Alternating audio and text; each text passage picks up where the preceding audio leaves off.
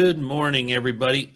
Welcome to your Monday. Look, let's just admit that we're not all thrilled about what happens on a Monday and where we've got to be and what we've got to do, but we're here, right?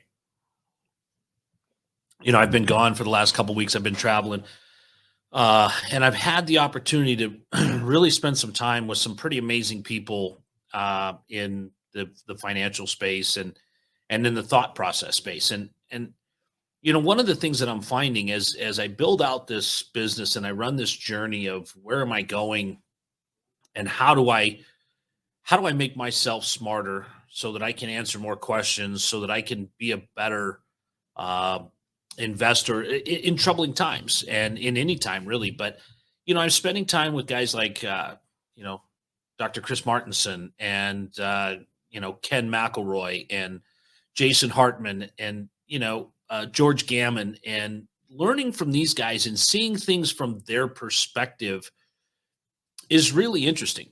It's really amazing because I mean, a long time ago, I read the book Rich Dad Poor Dad with Robert Kiyosaki, right? And that was the basis of all of everybody's, a lot of people's learning. He's the number one financial author in the world, and spending time with him this weekend was inspirational.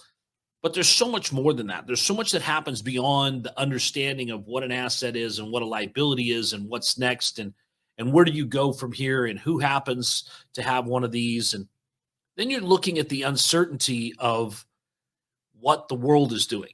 We just had a record breaking or record tying increase in our consumer pricing, really, as it's dictated by interest rates, because that's really where all of our consumer debt starts from.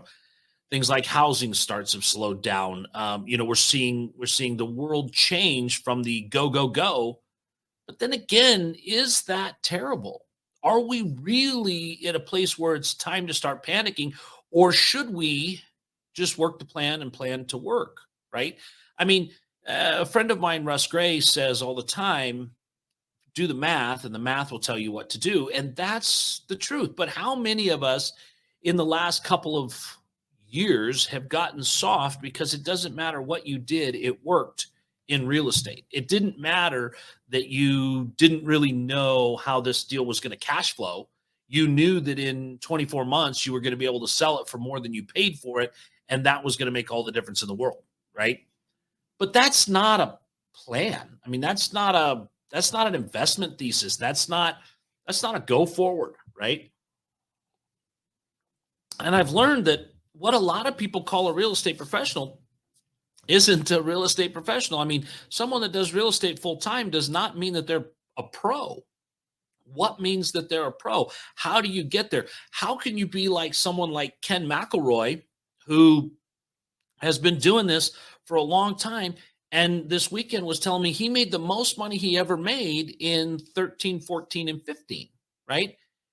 12, 13, and 14, right? So if we look at that, that's absolutely the bottom of where the world hit when pricing went down, right? And so when you get there and you look at what the reality is and you look at what's supposed to happen, prices are continuing to do what prices do, and that's change. But we've gotten so comfortable with them always changing for the positive. We wind up in these cycles of hyper this and hyper that, right? Hyperinflation, hyper deflation. We've got cheap money. We've got, all these different things. And then when the world changes, we all panic, right? It's funny how quickly we got used to really insanely cheap money. And it's funny how quickly prices adjusted from where we were prior to really cheap money.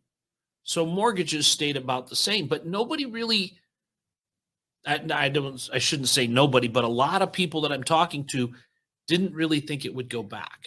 They didn't really plan for a change. And, the one thing that I figured out in my 48 years running around on this rock is that things change.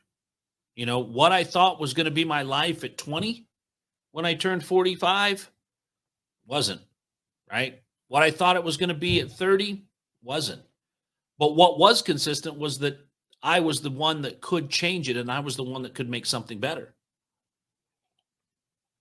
So here's what I'm going to tell you.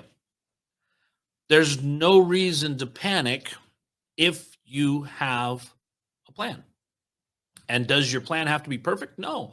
What your plan has to do is it has to give you runway. It has to give you the ability to put some distance between you and the problem, to put some space between where things are and where calamity happens. You know, if we look back at when the market crashed and we went into the global financial meltdown, some say that was caused by housing, some say that was caused by subprime lending, some say that was caused by a constriction in the money supply.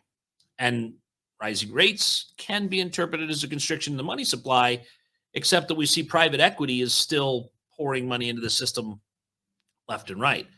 So when we really look at it, it's not about trying to understand the macro or the micro or get this everything perfect. It's about creating a plan that runs down about through contingency Q, right? What happens if interest rates rise? We bought a project, we're doing this with it. What happens if we don't get the number of units zoned on it that we thought? What happens if we don't get this? What happens if we do have this happen? Those are the kind of things that guys like Dr. Chris Martenson have really helped me to see are more important than that perfect investment thesis. Now, Peak Prosperity and Dr. Chris Martenson aren't really all about investing, but they are about making sure that everything you're doing gives you room to see what's going to come next and how to get there. And so, really, guys, what I would encourage you to do is sit down with your finances. I also heard the other day that I believe it was a third of people making $250,000 a year or less, up to $250,000 a year, are still living paycheck to paycheck. And yet I know millionaires who make 90 grand a year, right? Because of spending habits, because of the plan of what happens once the money comes in. If you're making $100,000 a year and you've got $3,000 a month in car payments, there's not a lot of room left to save, right? If you're doing these kinds of things, there's ways to be prepared just in having reserves. Go back to 2008, market crashed. We had about 10%. I think it was only about 10% of houses had any kind of foreclosure action happen to them. That was pre-foreclosure. That was filing any kind of anything, which means that 90% of mortgages were performing. That was really only up about 7% because on a normal basis, between 3 and 4% of mortgages don't perform. Yet the whole thing kind of started to come apart and everybody began to panic, and real estate became the ugly stepchild of investing.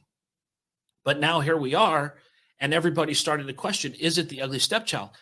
But what we have is we have the opportunity to make sure that you can still continue to meet that obligation that you made with the bank. If you've got investment property, you're probably not going to have it be 100% vacant for a year.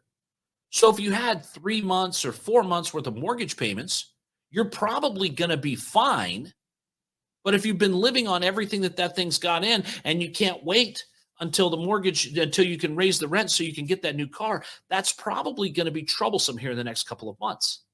So really looking at why are you doing this and how prepared are you for change?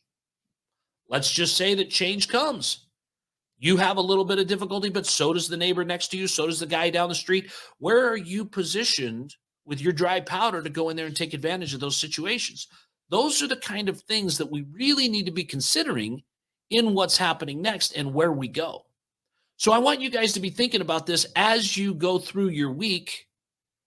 Where is your contingency plan? How deep are you on that?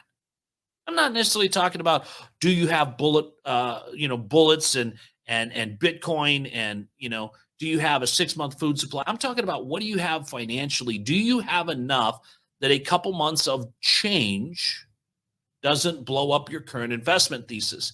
Because that's really the reality of where you're at with things and why you need to look at making sure that your current investment thesis isn't interrupted by change.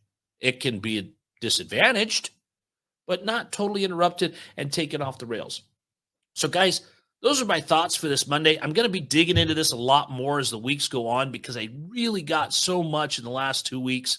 Was spending a week in Belize with the real estate guys and that whole investor summit, and then following that up with some time with George Gammon, Kenny McElroy, Jason Hartman, Robert Kiyosaki, Chris Martinson. I mean, these guys are just they're titans in the thought field of what's happening next. So that was all really good. But guys, I hope you have a great week. We will be talking with you soon. And if you need help, be sure and check me out at shannonrobnet.com. Feel free to reach out. Let's get a conversation going. We'll talk to you guys soon.